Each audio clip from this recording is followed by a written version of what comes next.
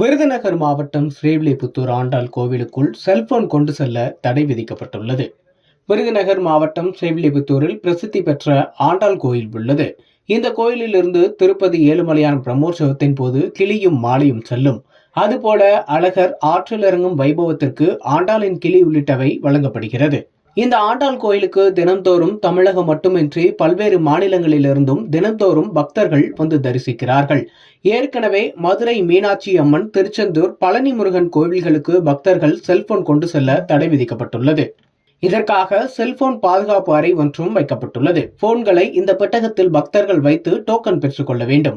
தரிசனம் முடித்துக்கொண்டு வெளியே வரும்போது செல்போனை டோக்கனை கொடுத்து பெற்றுக்கொள்ளலாம். அந்த வகையில் ஸ்ரீவில்லிபுத்தூர் ஆண்டாள் கோவிலுக்கு உள்ளேயும் செல்போன் கொண்டு செல்ல தடை விதிக்கப்பட்டுள்ளது. இந்த நடைமுறை ஜனவரி 25 முதல் அமலுக்கு வந்துள்ளது. இதற்காக கோயில் முன்பு பக்தர்கள் செல்போன் பாதுகாக்கும் அறையும் வைக்கப்பட்டுள்ளது.